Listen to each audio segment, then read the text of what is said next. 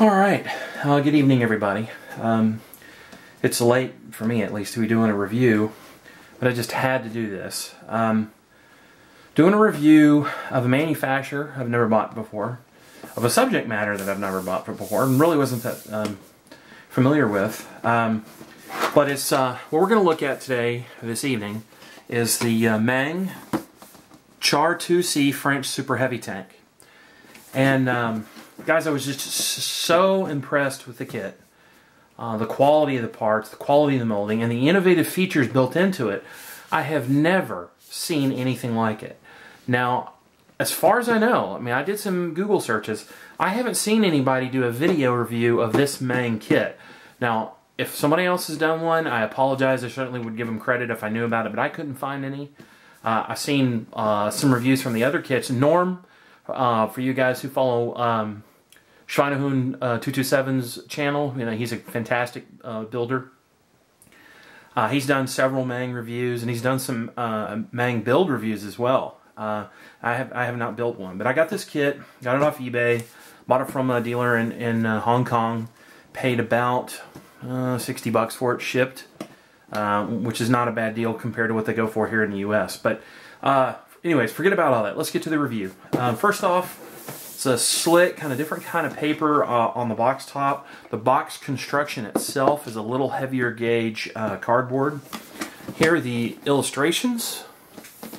There are three, I think, different French, no German, obviously, vehicles that you can paint according to the box. There's a cool looking camo pattern. There's an OD green one, and then on this side there is another OD green one as well. Now, in a little bit of history on the vehicle from the research that I did, this tank had originally been developed for World War I and never got deployed. I think a few were delivered in 1921 to the French military. None ever saw service. A few were rushed into combat in 1940 in the defense of France, of course, against the German invasion.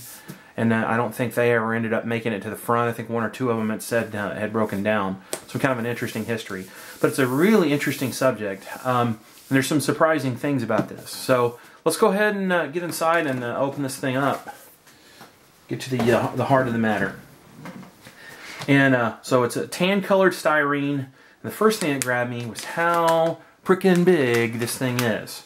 And the data on the inside, and I'll get to that, said this was the largest tank, at least in terms of exterior dimensions, that had ever been built. And guys, this thing is massive. You know, look at this hull.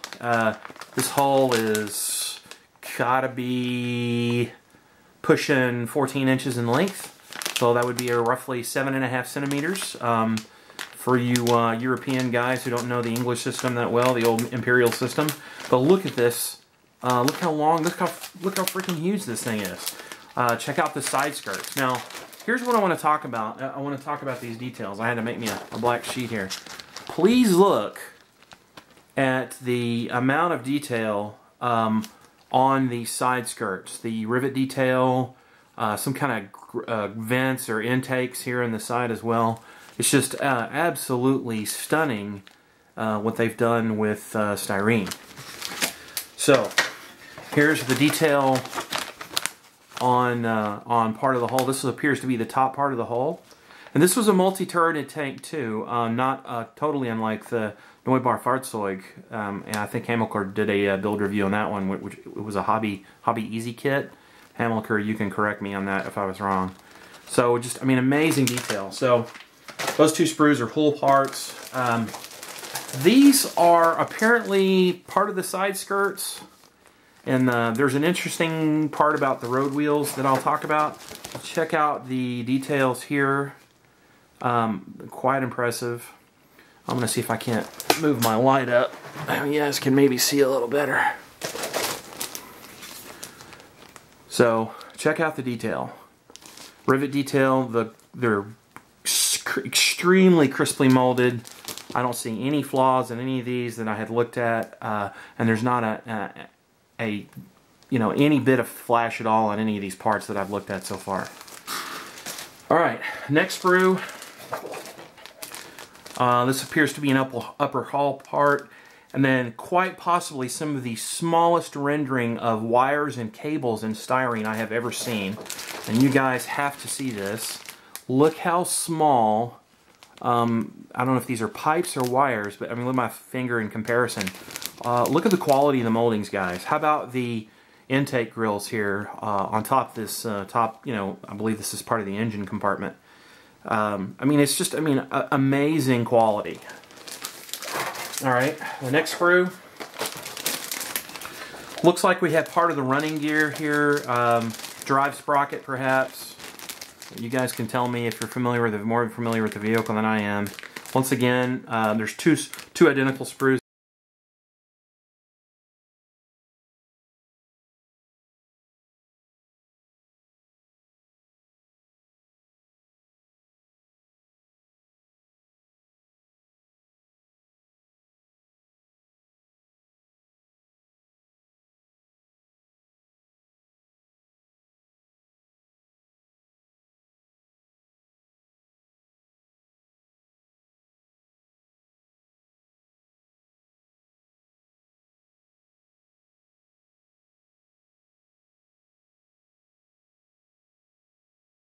Would take forever, but looking in the instructions, and I'll get to that toward the end of the review, they look pretty simple actually, and they designed this to go together pretty quickly.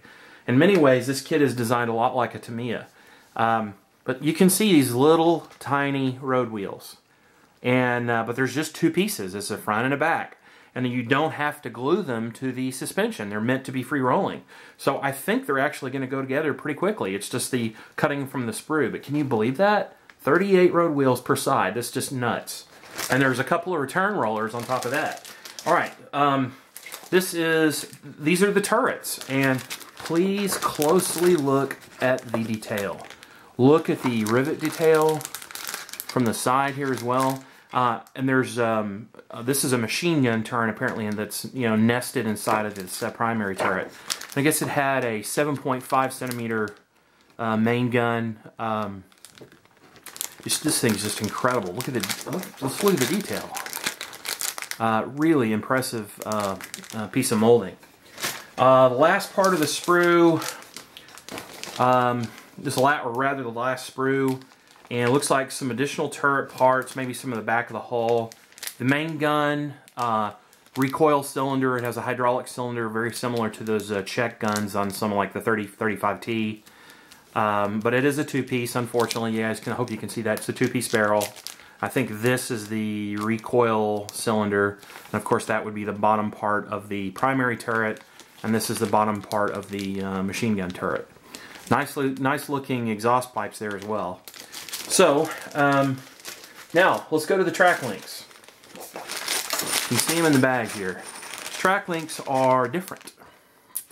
First and foremost, there's no ejector pins on them, markings anywhere to be found, and they don't need to be cleaned. And I about spat out my soda when I was looking at this kit earlier today. Guys, these links don't have to be glued. They snap together. This is what the instructions said. They snap together, and they're designed to be workable. Now, the other Meng kits are the same way, so that's, so far what I've seen is no one else is doing this, and I don't think the price is crazy for what you get. Looks like the last piece of styrene. I think this is part of the top of the fighting compartment. Once again, fine rivet detail, if you guys can make that out. It's just a really, really amazing piece of technology making this thing. It's just, I'm just so impressed with it. And it looks like we have a photo etch fret, and you guys can see that there. Of course, there's the Meng. Looks like we have engine grills. I'm not sure what this is for. Some kind of side plate, perhaps, but pretty thick, nice looking photo etch. I'm going to stick that back in the box. One clear part, really crisply molded with some fine detail on it. I think this is, I would assume this is for a headlight. I don't think there's any periscopes that included with this kit. Here's the decals. There are 3 vehicles, as I had mentioned at the beginning of the review. 3 vehicles that you can represent, all of them French. And apparently these tanks were all named after the historic regions of France, like Alsace, Poitou, Norm, you'd have to correct me if I'm wrong, Normandie, and of course the vehicle names are on the decal sheet. So you can pick from one of the three. And some really neat looking coat of arms type, regimental or divisional emblems that are part of that as well.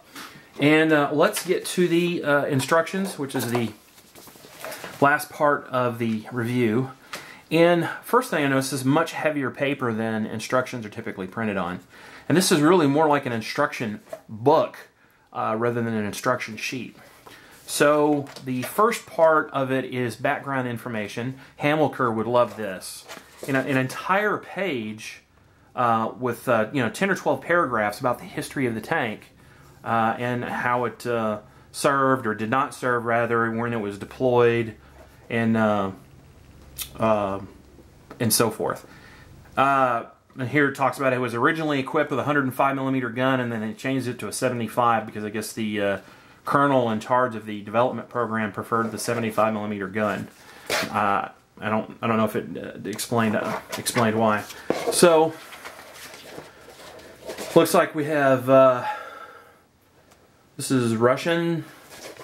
The languages here: English, of course, Chinese, and probably Japanese, or maybe Korean. I'm sorry, I don't know my identification on the Asian languages that well, so I apologize to any of my Asian viewers.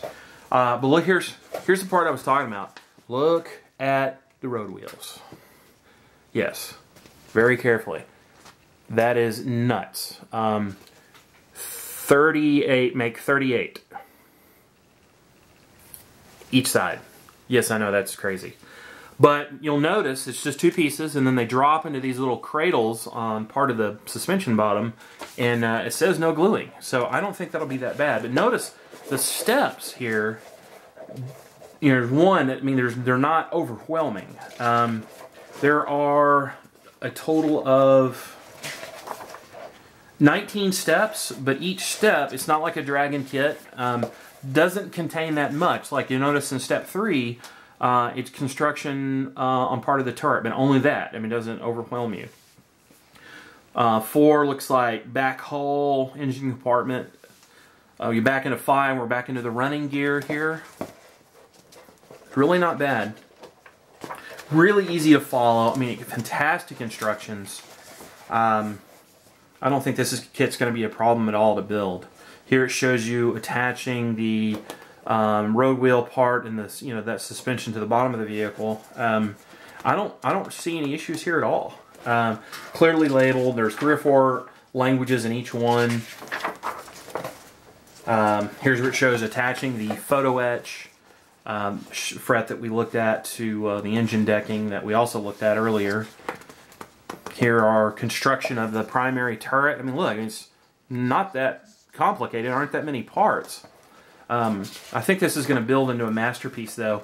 And it's a really interesting subject as well. Here's the track links, 67 links per side, which is not bad. That's about like a well, no, it's not. That's less than a Panzer III. And it says, no glue. That's pretty sweet. It references on the painting and marking guide. It references Vallejo colors only. Not that you couldn't find equivalents, of course, in other manufacturers. Some guys like to use the Revell paints. Those are non-existent in the U.S. At least most local hobby stores have Testors Model Master. Personally, I don't care for them. I use Vallejo, Tamiya, Gunza Sangyo, or Creo, GSI Creos now, or I use AK Interactive, or just started to rather. A really nice sprue map. You guys can see that. Showing you, where the parts are going to be located, and they're actually, no, they didn't. They weren't nice enough to number them. You can't see it. The writing's too small on the sheet. Even shows the decal sheet and the photo etch on your sprue, or your sprue map rather. And then of course the painting and marking guide showing the 3 vehicles. And I think I'm going to try to do this tan one with this neat color camouflage scheme. It's tan with a dark olive camo scheme. This is the Alsace vehicle with a medieval-looking coat of arms on it. And then there's 2 OD green vehicles, which of course would be a much simpler paint job. But that's the review. Guys, I don't think there's any other kit like this anywhere. and especially not for the price and the stuff that's included in the kit. And I mean, it makes me really want to buy another Meng kit. Guys, I recommend this highly. If you can find one reasonably, luckymodel.com carries them, you know, and they're all over eBay, mostly from suppliers in China. In the U.S., they're pretty pricey. They go for anywhere from $60 to $70 plus shipping. But you know, guys, get one. I mean, there's no other way to say it. It's an amazing kit, and it's an interesting subject matter. Typically, I build, you know, German armor. I might build the occasional Allied piece, but this is a really neat kit and a fantastic design from the way the parts are laid out. You know, like I said before, you know, get one. Anyways, thanks for watching. Sorry if I went too long. You guys have a good night.